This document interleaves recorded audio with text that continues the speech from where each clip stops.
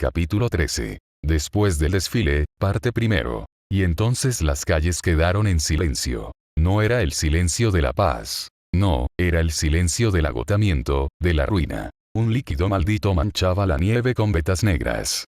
Cadáveres de espíritus, criaturas deformes y rotas, yacían esparcidos por el pavimento. Las otrora bulliciosas manzanas de Kioto se habían convertido en una zona de guerra, con humo que salía de los tejados derrumbados y cristales rotos que crujían bajo los pies. Volvió a entrar en él. Su abrigo rojo estaba hecho jirones, la manga de su brazo izquierdo chamuscada hasta quedar reducida a tiras, y sus botas dejaban huellas de hollín en la nieve. Su arco se había desvanecido hacía rato en el éter, dejando solo su paso firme y sereno, aunque cada paso conllevaba el peso de la batalla que acababa de librar en solitario. Los estudiantes, funcionarios y algunos hechiceros de Jujutsu de Kioto seguían dispersos, con las espadas desenvainadas, las manos temblorosas y sus técnicas humeando débilmente mientras vigilaban los moribundos restos del desfile nocturno. Pero cuando él entró en su campo de visión, muchos de ellos aminoraron la marcha.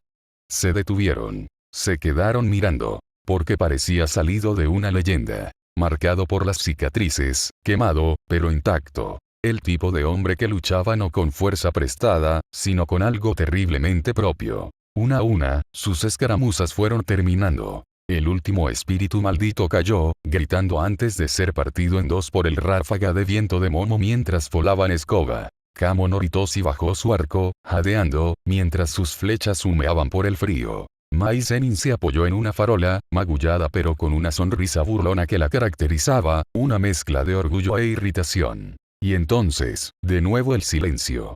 «Se acabó», murmuró uno de ellos, con incredulidad en su tono. Fue entonces cuando apareció Yori Utaimi. Cruzó la calle en ruinas con paso ligero, su larga cabellera y sus túnicas ondeando al pasar junto a sus alumnos maltrechos, con la mirada fija en él. No se detuvo hasta que estuvo justo frente a él, su mirada penetrante escudriñando la sangre y el hollín que se le adherían. Sus labios se entreabrieron. Vacilación, incredulidad, y luego una silenciosa resolución. «Se acabó», confirmó. Los estudiantes se dejaron caer aliviados. Algunos incluso rieron, sin aliento. Pero Archer solo arqueó una ceja. Utaime respiró hondo, cruzando los brazos bajo las mangas. Su voz era firme, pero la tensión en sus bordes delataba la gravedad de sus palabras. El desfile nocturno de los 100 demonios ha terminado. Acabamos de recibir noticias de Tokio. Entrecerró los ojos. Tokio. Sí. La mirada de Utaime se suavizó ligeramente, aunque seguía manteniendo la rígida formalidad de una profesora que intenta no titubear delante de sus alumnos. Su gurú Geto ha muerto. Los espíritus malditos que desató en Tokio, especialmente aquellos que tenían como objetivo la escuela secundaria de Jujutsu de Tokio, han sido exorcizados. Por un instante, incluso el viento pareció detenerse. Los estudiantes y funcionarios de Kioto intercambiaron miradas, y los murmullos se extendieron rápidamente. «Muerto». Satoru Gojo lo eliminó. Él de verdad. Al principio no dijo nada. Su expresión era indescifrable. Sus ojos plateados reflejaban el paisaje urbano destrozado. Su gurú Geto. Muerto. El nombre, el peso que conllevaba, le oprimían la mente, pero no dejó que ninguna emoción aflorara. Simplemente exhaló, dejando escapar una suave nube de vaho blanco de sus labios. Utaime lo observó y luego añadió en voz baja. «Este distrito está asegurado. Comenzaremos la evacuación de civiles y la limpieza al amanecer. Por ahora descansa. Ya has hecho más que suficiente esta noche». Su tono era tranquilo, pero había algo más allá de eso. Algo que indicaba que había visto, o al menos sentido, el terremoto de poder que había estallado horas antes, la explosión que había sacudido media ciudad. No preguntó. Todavía no. Pero la pregunta pendía de un hilo en sus ojos. Él asintió levemente. Su mirada se dirigió una vez hacia el borde lejano del perímetro, a donde ella se había ido, con la nieve aún removida por sus pasos apresurados. Se aseguró de que ella hubiera escapado. Por ahora, eso era suficiente. Volvió a centrar su atención en Utaime y en los estudiantes. Entonces se acabó, dijo simplemente. Utaime bajó la barbilla. Sí. Por primera vez desde que comenzó la noche, no se oyó el rugido de bestias malditas.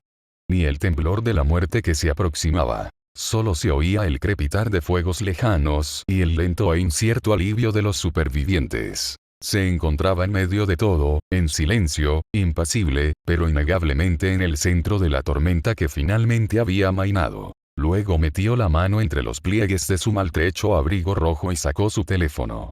Lo rozó con el pulgar, con la intención de comprobar personalmente la situación en Tokio. Pero antes de que pudiera activarlo, una mano se cerró alrededor de su muñeca. La mano de Yori Utaimi. Su agarre no era lo suficientemente fuerte como para sujetarlo físicamente, pero la intensidad de su mirada hacía lo que su mano no podía.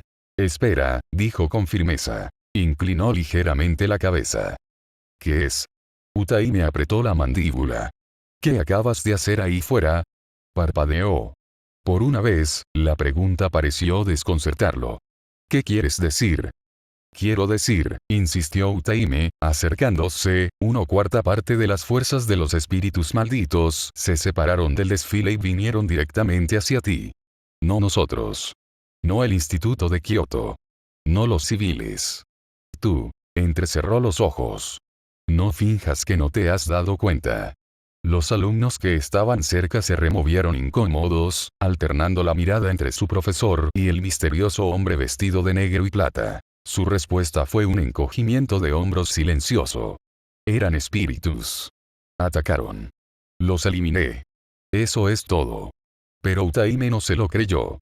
Su mirada se prolongó, penetrante y desconfiada. Había participado en suficientes batallas como para saber lo que había sentido. Cuando él lanzó esa flecha en espiral, la enorme densidad de energía trajo todo lo que estaba cerca como polillas a una llama. Incluso ella, que había visto a Satoru luchar incontables veces, no podía expresar con palabras lo que había presenciado. Antes de que pudiera insistir, una voz seca la interrumpió. Oye.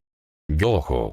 Mai Zenin dio un paso al frente, sacudiéndose la ceniza del cabello mientras se acercaba a él con su habitual ceño fruncido. Su rifle colgaba holgadamente a su costado, con el cañón aún humeando levemente tras la última descarga que había disparado. Ella le señaló con el dedo. ¿Cómo demonios puedes tú, un gojo, usar construcción? La palabra cayó como un martillo.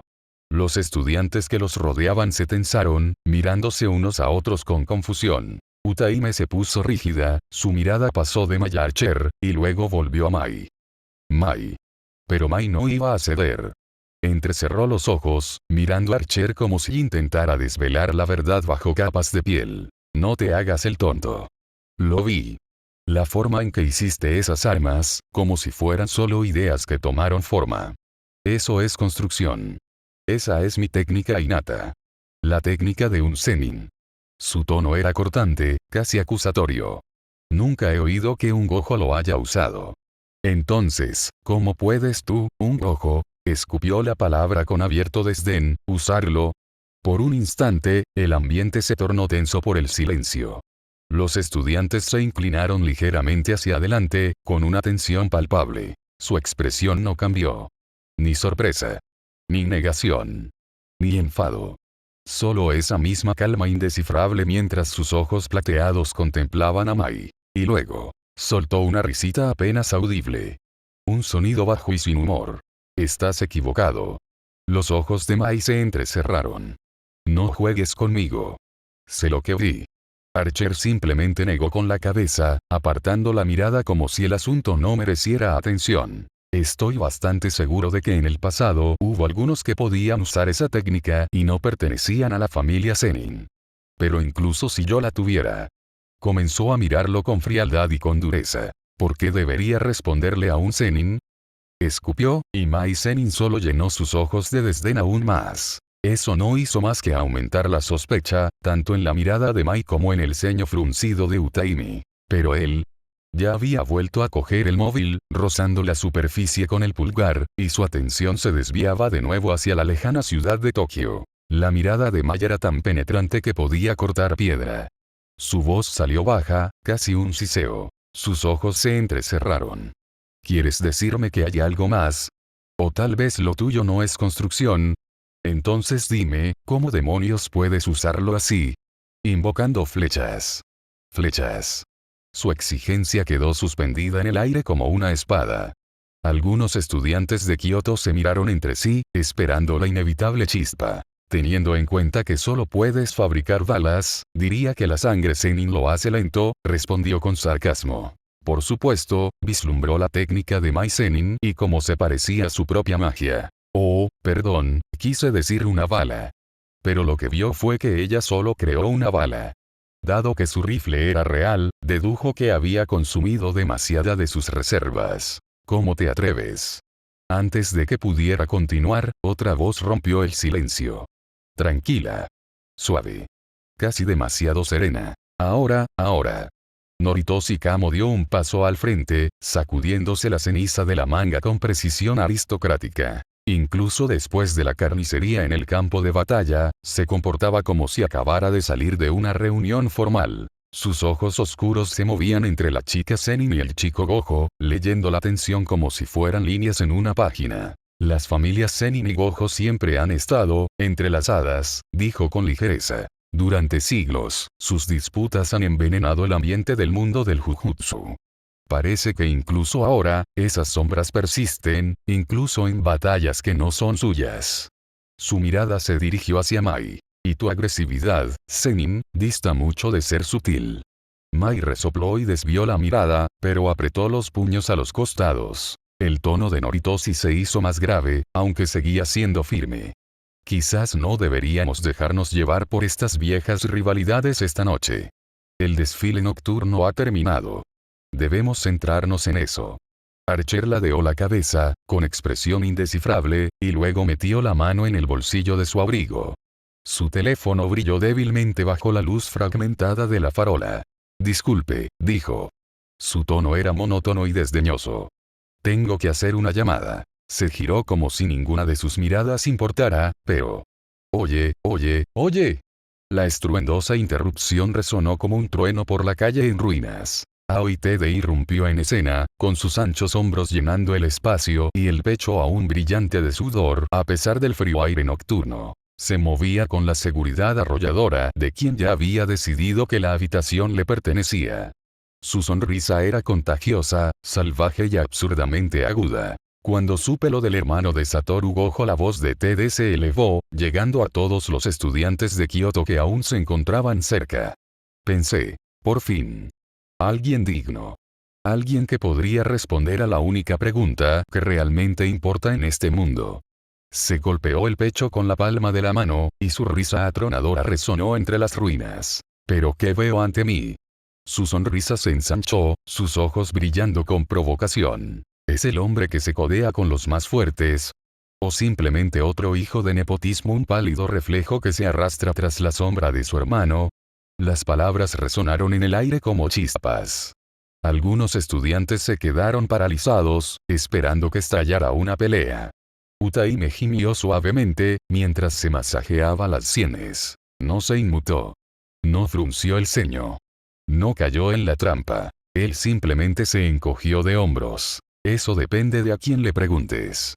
Su voz era tranquila, serena, incluso casi aburrida. Su teléfono colgaba de sus dedos, un pequeño peso metálico en el que parecía concentrarse más que en la montaña de músculos que lo miraba fijamente desde arriba. Pero si quieres saberlo, su mirada se alzó ligeramente, sus ojos plateados reflejando el cielo cargado de humo. Todos podemos estar de acuerdo en que Satoru es el más fuerte. Más fuerte que yo. Una pausa. Luego, con un leve atisbo de diversión irónica, añadió. Tal vez. Un murmullo recorrió a los estudiantes allí reunidos. Algunos sonrieron con sorna ante su seguridad, otros fruncieron el ceño ante su evasividad. El ceño fruncido de Mai se acentuó. Noritoshi se cruzó de brazos, estudiando la evasiva respuesta como si fuera una caja de rompecabezas. Sin embargo, Aoi Tede no dejó de sonreír. Pero tras esa sonrisa, sus penetrantes ojos se entrecerraron, observando a Archer con algo mucho más peligroso que la burla. Curiosidad. Shirou Gojo permaneció inmóvil, impasible, con el teléfono aún en la mano. Para él, el resto bien podrían haber sido ecos lejanos. Utaime exhaló bruscamente, murmurando entre dientes. ¡Ay, por Dios! Los chicos y sus egos. Pero ni siquiera ella podía negarlo. La tensión entre el hermano del más fuerte y Aoi TD era como una nube de tormenta a punto de estallar. La sonrisa de Aoi TD se agudizó. Sus ojos brillaban con la inconfundible luz de la picardía y el desafío. Bien, bien. Mantienes la calma bajo presión. No te derrumbas ante la provocación. Señaló con un dedo grueso su pecho, y su voz atronadora resonó por todo el distrito en ruinas. Pero ha llegado el momento de la pregunta más importante de todas. La pregunta que define el alma misma de un hombre. Los demás estudiantes gimieron al unísono. Mai murmuró entre dientes. Oh, no, ahí viene. Incluso Utaime se pellizcó el puente de la nariz. Otra vez no. Todo el cuerpo de Aoi TD se inclinó hacia adelante, cerniéndose sobre él con el peso de una montaña. Su tono se transformó en un gruñido dramático, casi sagrado. ¿Qué tipo de mujeres te gustan? El silencio que siguió fue tan tenso que resultaba cortante. Algunos espectadores se dieron la vuelta, avergonzados. Otros intentaron reprimir la risa. Incluso Noritoshi Kamo, que se enorgullecía de su compostura, arqueó una ceja. Él, sin embargo, ni siquiera pestañeó. Miró fijamente a Aoi TD como si estuviera analizando el pronóstico del tiempo. Distante, indiferente, con un leve atisbo de irritación. ¿Por qué?, dijo secamente, debería responder a eso. Las palabras cayeron como piedras en un estanque. Aoi TD se cernía sobre él como una sombra que ocultaba la luna. Su imponente figura irradiaba intensidad, con las venas de la frente abultadas, como si estuviera a punto de dictar un juicio divino. Esto, declaró, con voz resonante como la campana de un templo, no es una simple curiosidad. Es una pregunta crucial. La prueba más importante para medir la esencia de quién eres. Tu respuesta decidirá si eres un hombre de cultura, o una miserable cáscara vacía y sin convicciones.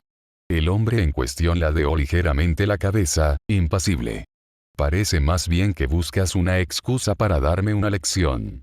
Pero Aoi TD no le dejaba moverse. Cada vez que cambiaba de peso para marcharse, TD lo seguía, bloqueando el paso, y sus enormes hombros proyectaban una sombra literal sobre la figura de Archer. Respóndeme.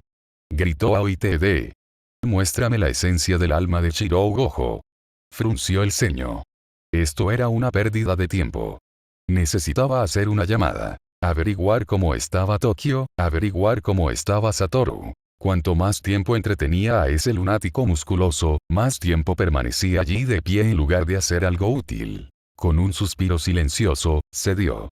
Su tono era seco, casi sarcástico, como si desafiara a TD a que lo tomara en serio. O rubias menudas, o morenas con coletas. Las palabras resonaron en la calle en ruinas como una proclamación de fatalidad. TD se congeló. Absolutamente, completamente congelado. Su sonrisa se desvaneció. Su cuerpo se puso rígido como una piedra. Sus pupilas se dilataron como si le hubiera caído un rayo. A su alrededor, los estudiantes de Kioto intercambiaban miradas de desconcierto. Acaba de decir. Comenzó Momo. Mai se cruzó de brazos, incrédula. ¿De verdad me contestó? Noritoshi se llevó una mano a la sien. No puedo creer lo que estoy escuchando. Utaime murmuró entre dientes. Oh, no. Mientras tanto, Archer simplemente se arregló el abrigo, con expresión tranquila e indiferente. Ahora, si me disculpan, tengo que hacer una llamada. Y dicho esto, pasó junto a la figura inmóvil de TD y se marchó, desapareciendo en la calle cubierta de ceniza como si nada hubiera sucedido. Kazumi Miwa se acercó con cautela a TD, quien permanecía inmóvil como una estatua. Agitó una mano frente a sus ojos. Senpai. ¿Estás bien? Silencio. ¿Por qué estás tan paralizado? Preguntó, genuinamente preocupada. Entonces, lentamente, de forma inexplicable, TD comenzó a temblar.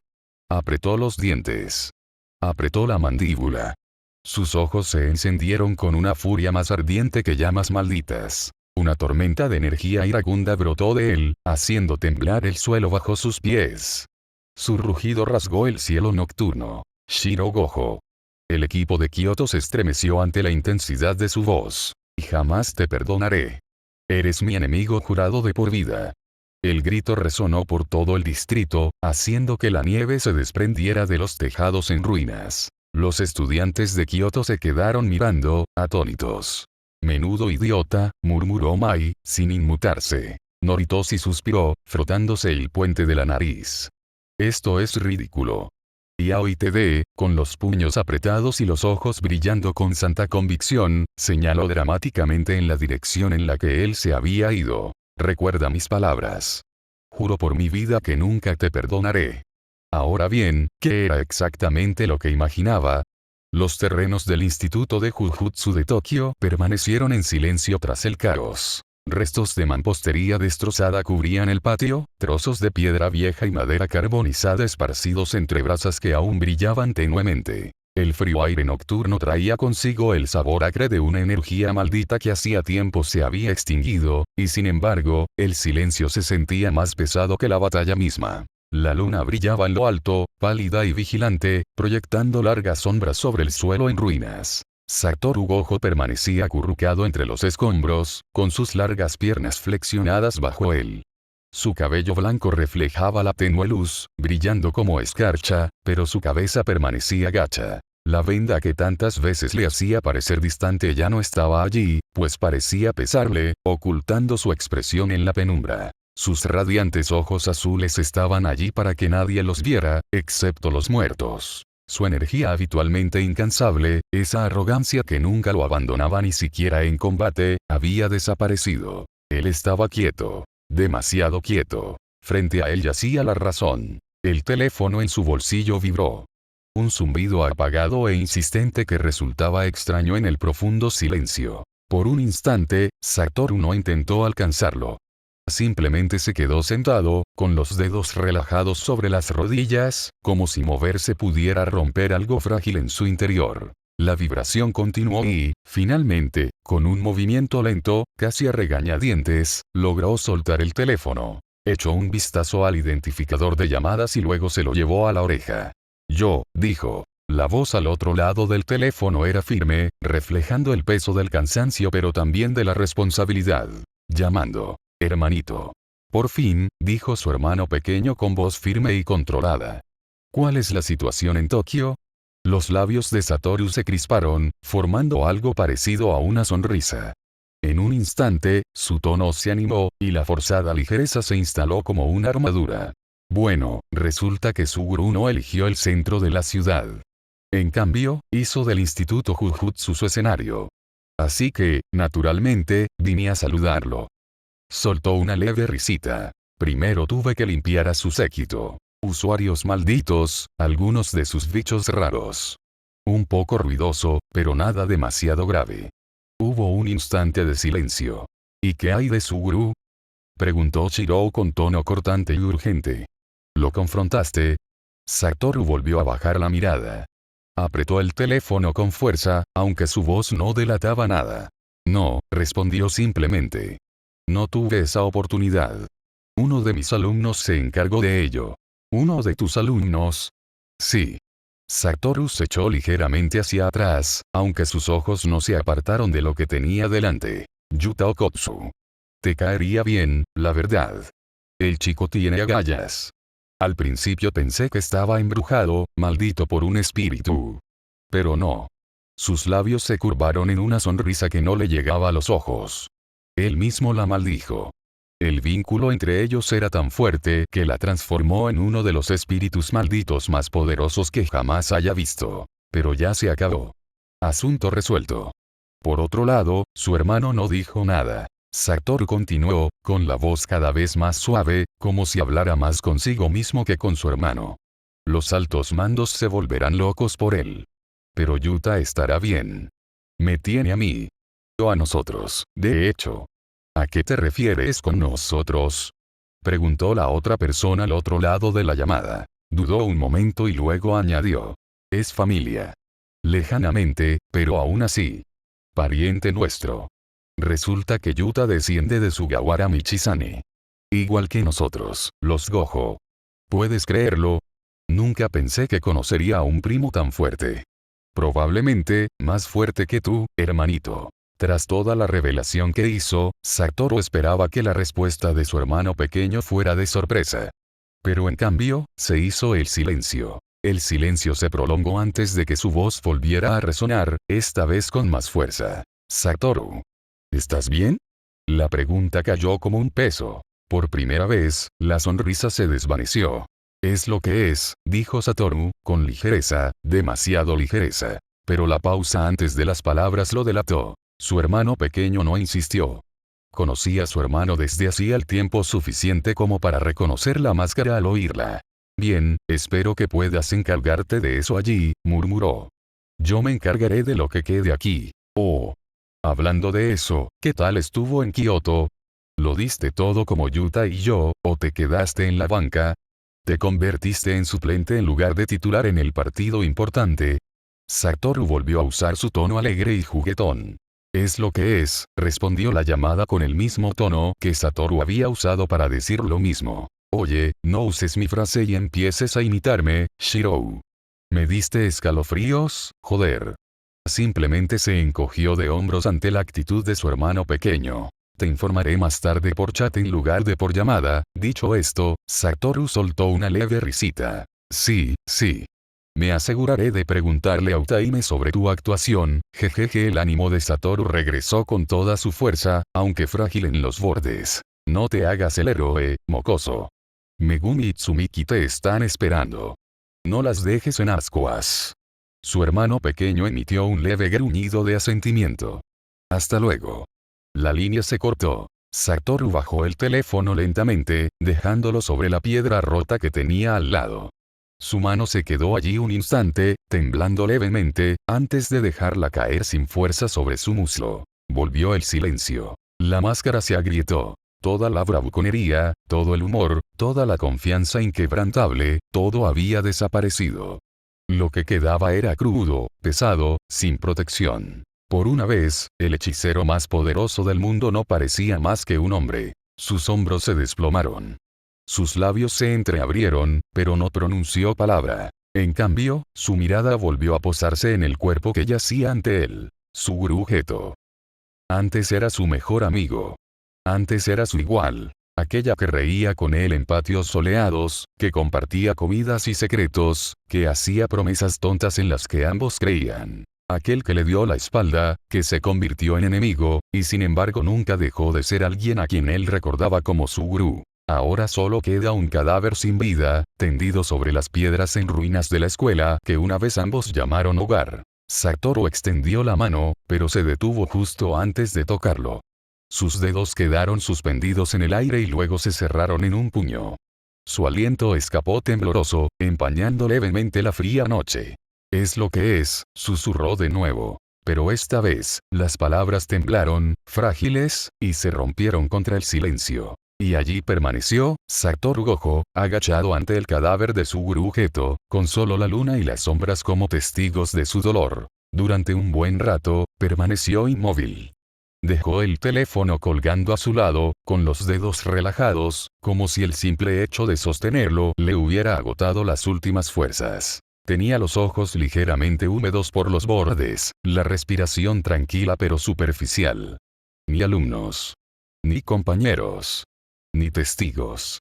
Solo él. Y su gurú. El otrora temido hechicero yacía desplomado sobre las losas rotas, con el pelo oscuro enmarañado de sangre y los ojos cerrados como si simplemente se hubiera quedado dormido plácidamente. El mundo ya había seguido adelante sin él, pero Satoru permanecía allí, agachado como un doliente que se negaba a levantarse. No hubo ira.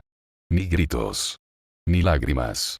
Solo silencio entre ellos. El silencio de una amistad que ya se había roto mucho antes de esa noche. Sus dedos rozaron el suelo cerca de la mano de su gurú, pero se detuvo justo antes de tocarla. Sintió un nudo en la garganta. Estúpido.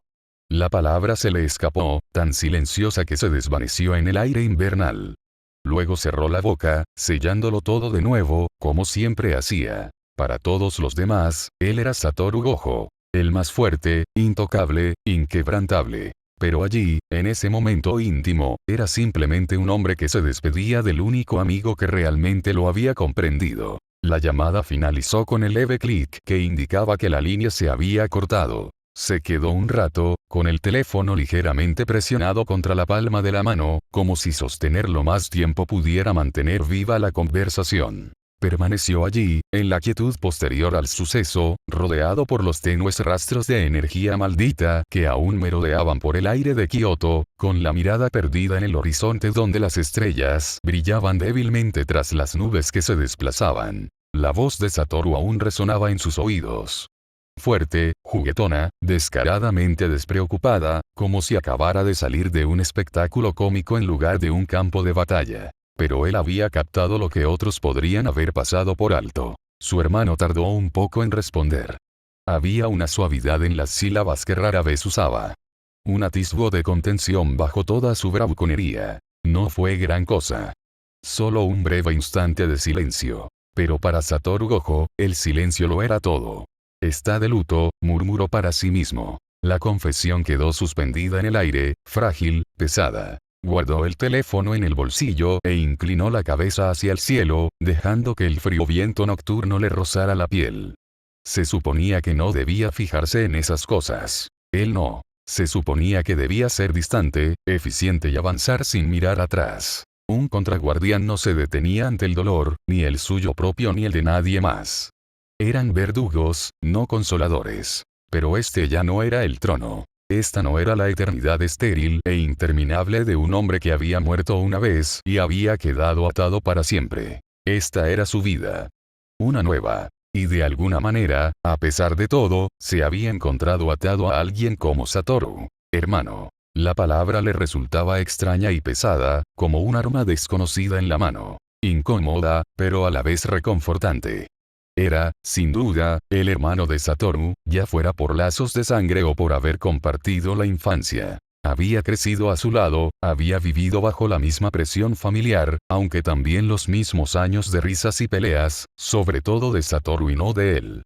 Su vínculo era algo distinto. Impuesto por las circunstancias, complicado por los secretos, pero innegable en su atracción. Y fue más fuerte de lo que esperaba. Porque, aunque Satoru era brusco, irresponsable, arrogante y casi insoportable con sus constantes bromas, él podía ver la verdad que se escondía tras ellas. Satoru no era intocable. No era insensible. Era un hombre que cargaba con demasiado peso, que reía demasiado fuerte porque, de lo contrario, el silencio lo aplastaría. Y ahora, con la partida de su gurú, ese silencio era más fuerte que nunca. Se frotó la nuca con un gesto rígido y torpe. No tenía ni idea de cómo afrontar el dolor, ni el suyo ni el de los demás. Cuando era un guardián de contramedidas, su forma de sobrellevarlo era seguir caminando, reprimir todo bajo el deber, nunca detenerse el tiempo suficiente para sentir. La idea de consolar a alguien, incluso a alguien como Satoru, le resultaba extraña. Era como intentar usar una espada como muleta. No estaba hecha para eso. Pero aún así, deseaba, aunque solo fuera por una vez, poder aliviar esa carga para Satoru. Que su hermano pudiera encontrar alguna manera de seguir adelante. Idiota, murmuró entre dientes, con voz suave, a medio camino entre la irritación y algo más cálido.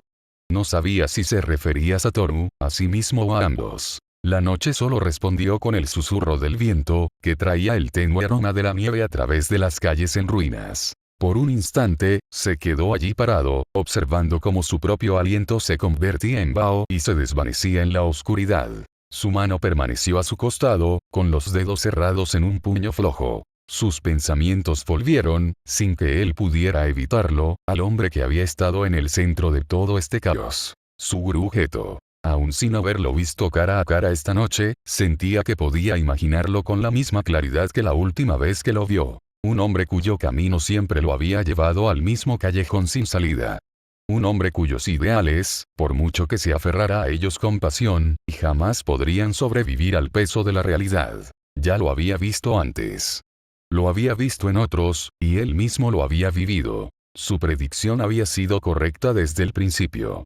Los sueños de su gurú de remodelar el mundo, de trazar líneas claras entre hechiceros y no hechiceros, jamás podrían perdurar. Aunque hubiera sobrevivido a esa noche, aunque hubiera reunido más espíritus malditos, aunque hubiera salido victorioso a corto plazo, no habría importado. El sueño en sí estaba condenado al fracaso.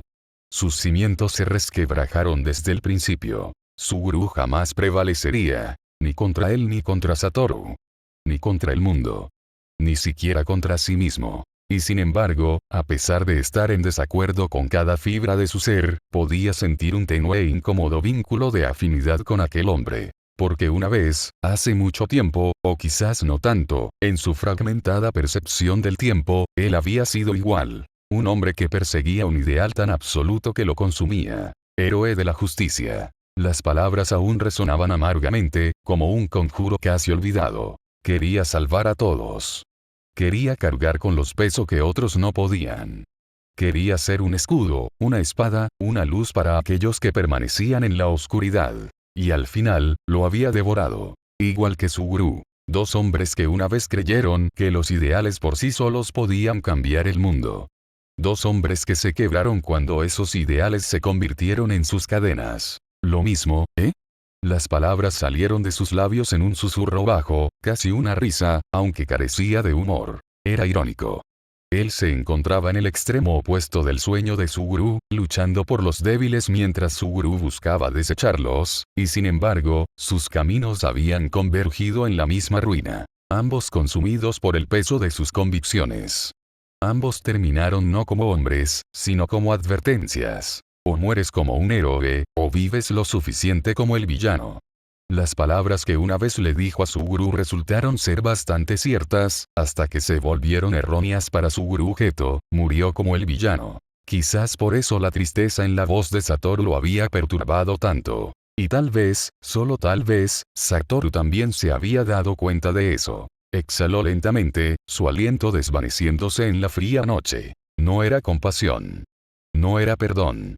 No podía permitirse el lujo de ofrecer esas cosas. Pero en la tranquilidad de sus pensamientos, pudo admitirlo. Suguru Geto había estado persiguiendo algo que él comprendía demasiado bien. Y en esa ruina compartida de ideales, no hubo triunfo.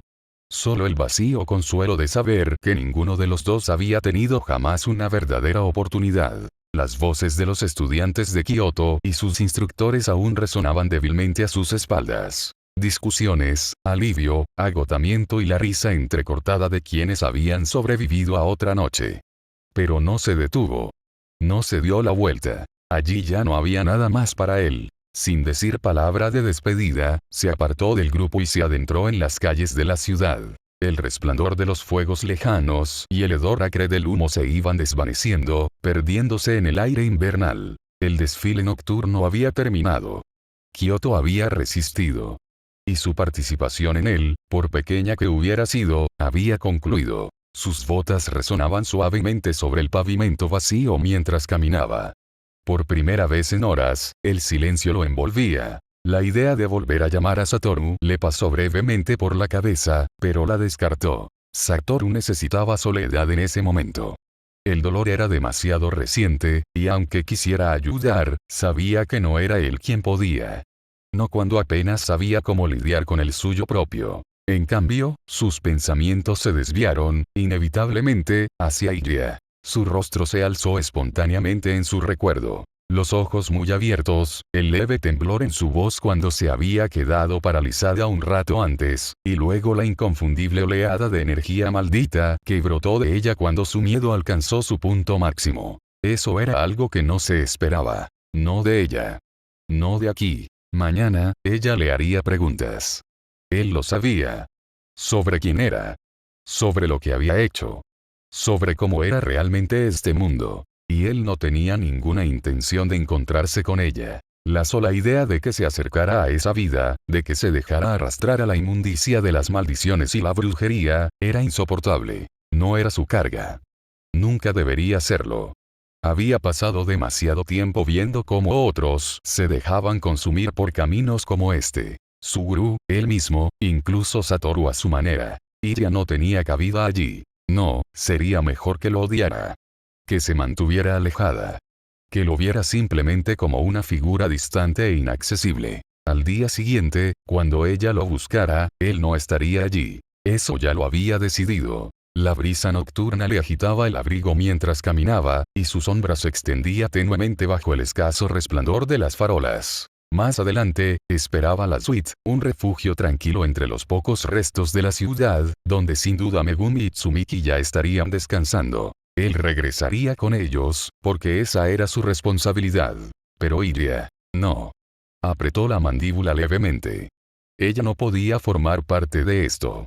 No otra vez. Y así, siguió caminando, sin mirar atrás a lo que había dejado atrás, sin permitirse pensar demasiado en lo que el mañana podría deparar. La habitación era de un silencio absoluto, a pesar de que había 2 personas dentro. Megumi estaba sentado encaramado al borde de la cama, con los codos apoyados contra las rodillas y los nudillos blancos de la presión contra las palmas de las manos. Podía sentir un leve temblor en su propio cuerpo, esa vibración inquieta que surgía cuando todos sus instintos le gritaban que se moviera, que se levantara, que luchara, que hiciera algo. Sin embargo, la situación lo mantenía inmóvil. Fue exasperante. Shiro estaba ahí fuera.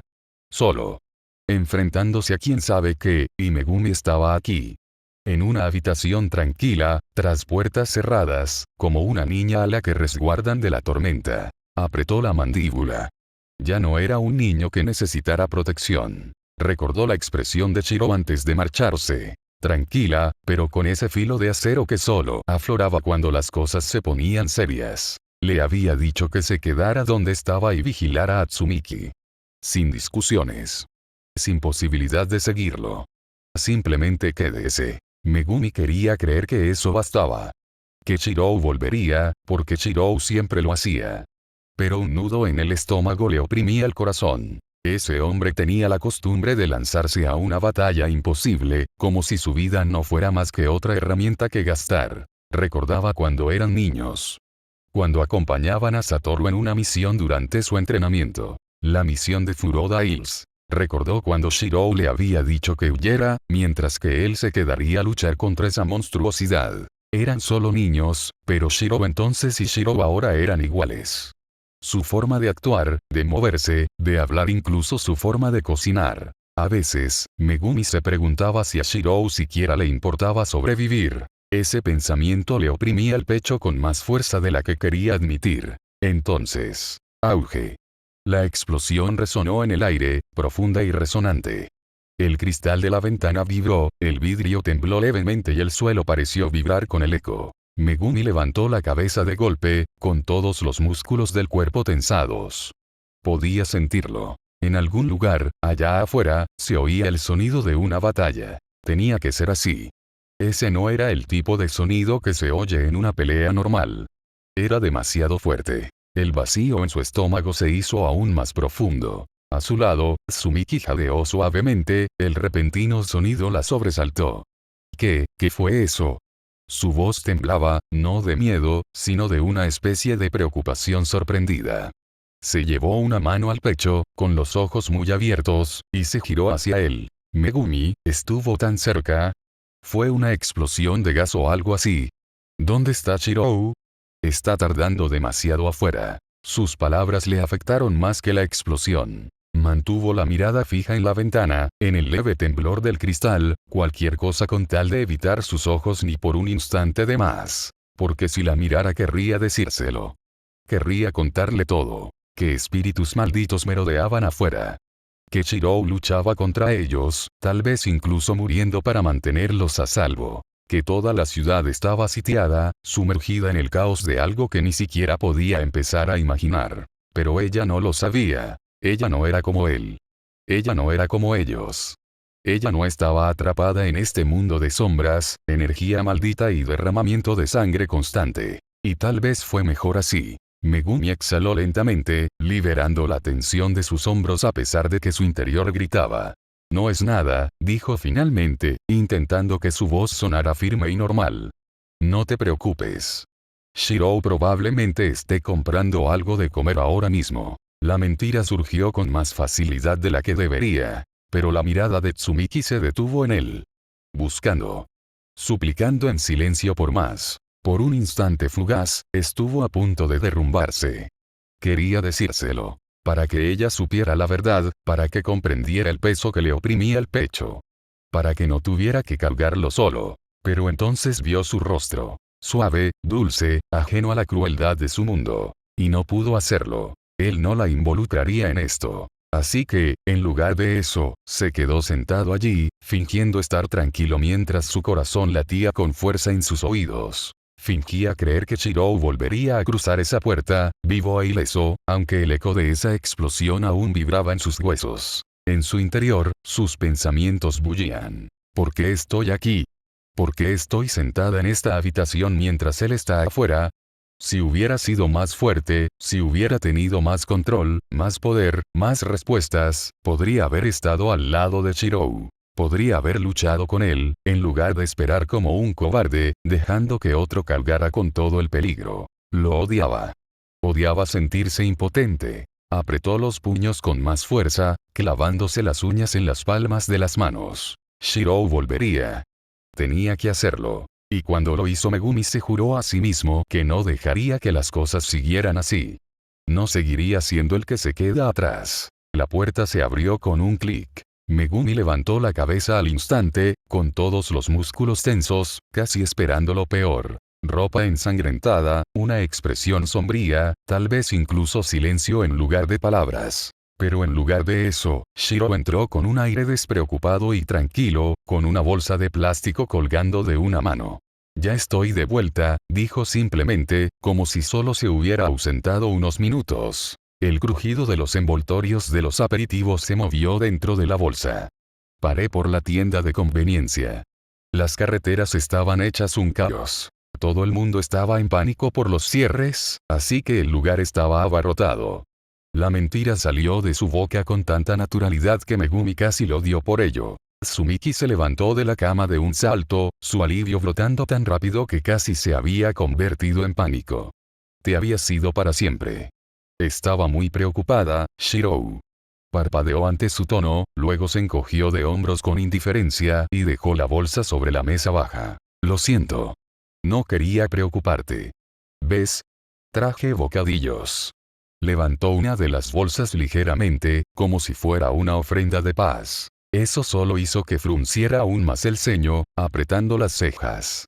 Los bocadillos no borran el hecho de que simplemente, desapareces así. Megumi permaneció en silencio, observándolos. Aún sentía el eco de aquella explosión vibrando en sus huesos. Tienda de conveniencia, calles cortadas, abarrotadas, ¡qué disparate! La voz de Shirou era firme, informal, incluso amigable, pero para los oídos de Megumi no era más que una fachada. Sumiki suspiró y negó con la cabeza, apartándose un mechón de pelo de la cara. Está bien. Solo, no lo vuelvas a hacer, ¿de acuerdo? Shirou sonrió levemente, desviando la conversación sin prometer nada. Se giró hacia el televisor y cogió el mando a distancia. Quiero ver qué está pasando ahí fuera, si es que la situación es tan grave. La pantalla se iluminó con la voz nítida de un presentador sobre una imagen de vehículos de emergencia con luces intermitentes. Última hora. Se ha registrado una importante fuga de gas y la consiguiente explosión en el centro de Kioto. Las autoridades instan a los ciudadanos a permanecer en sus casas y evitar desplazarse hasta nuevo aviso. Se están considerando órdenes de evacuación para varios distritos. La mirada de Megumi permaneció fija en Shirou en lugar de en la pantalla. Una fuga de gas. Claro. Eso era lo que decían. Pero había visto cómo el abrigo de Shirou estaba impecable, demasiado impecable, como si fuera nuevo, con un leve olor a humo que flotaba bajo el aire limpio de la habitación. El momento era demasiado oportuno. Su sospecha era más que una simple sospecha. Era instinto. Aquella explosión no había sido un accidente con una tubería de gas. Había sido Shirou. Como si presintiera su mirada, Shirou le devolvió la vista. Por un instante, sus miradas se cruzaron. Silenciosas, intensas, sin palabras. Entonces Shirou ladeó ligeramente la cabeza, con los hombros relajados, y se encogió de hombros apenas perceptiblemente. Como si no significara nada. Como si no estuviera ocultando algo más grande que ambos. Voy a ducharme, dijo, casi con pereza. Y con eso, desapareció por el pasillo. La mandíbula de Megumi se tensó y volvió a clavarle las uñas en las palmas de las manos. Siguió mirando fijamente el umbral vacío mucho después de que Shirou se marchara, con la ira y la frustración ardiendo bajo sus costillas. ¿Qué tan fuerte es realmente? Más fuerte que él, sin duda. Lo suficientemente fuertes como para provocar explosiones que sacudieron manzanas enteras, y luego regresar como si nada hubiera pasado. Lo suficientemente fuerte como para mentirle a Tsumiki a la cara y mantenerla a salvo en la ignorancia. Megumi apretó los dientes, el pensamiento lo carcomía por dentro. ¿A qué distancia estoy de tener esa fuerza? ¿Cuánto tiempo más tengo que quedarme aquí sentada, inútil, mientras él lo hace todo? Lo odiaba. Odiaba ese abismo que lo separaba. Odiaba la facilidad con la que Chirou lo llevaba todo, mientras él se quedaba atrás, en la oscuridad. Tsumiki se inclinó hacia el televisor, entrecerrando los ojos al leer el texto que aparecía en la pantalla bajo la voz de la presentadora. Líneas de emergencia. Avisos de fugas de gas. Palabras claras y ordenadas que disimulaban el caos exterior. ¿Cómo crees que afectará esto a nuestro viaje? Preguntó en voz alta, con un tono inseguro pero práctico. Sus manos jugueteaban con el dobladillo de su suéter como si se aferrara a algo normal. Si las carreteras están cerradas, ¿significa eso que estaremos atrapados aquí más tiempo? Su pregunta flotó en el aire, ligera pero cargada de una sutil ansiedad. Megumi no respondió. Tenía la mirada fija en la tenue condensación del vaso de agua que tenía delante, pero sus pensamientos estaban a kilómetros de distancia. El encogimiento de hombros de Chirou se repetía una y otra vez en su mente, burlándose de él. Ese pequeño gesto tenía un peso que Megumi no podía alcanzar, una fuerza que parecía inalcanzable. Soy débil. Las palabras calaron hondo. Cada explosión, cada batalla librada justo fuera de su alcance, todo lo que Chirou había mantenido oculto bajo esa exterior exasperantemente tranquila, todo confluyó en una sola conclusión. Por mucho que entrenara, por mucho que se esforzara, seguía quedándose atrás. Apretó los puños contra las rodillas, clavándose las uñas en la piel. Yo no podría hacer lo que él hizo. No ahora. Megumi. La voz de Tsumiki se suavizó, casi como si hubiera percibido la tormenta bajo su silencio. Inclinó la cabeza hacia él, aún esperando una respuesta. ¿Crees que estaremos bien quedándonos aquí? La miró brevemente y vio la sincera preocupación en su rostro, una preocupación que desconocía las maldiciones, los espíritus o la guerra que se libraba en las sombras. Ella solo quería saber si su pequeño viaje a Kioto se había arruinado. Se le hizo un nudo en la garganta, pero no le salieron las palabras. En lugar de eso, volvió a mirar la televisión y luego el pasillo por donde Chirou había desaparecido. Estoy demasiado atrasado. Ese pensamiento resonó con más fuerza que cualquier otra cosa. Y así, no dijo nada.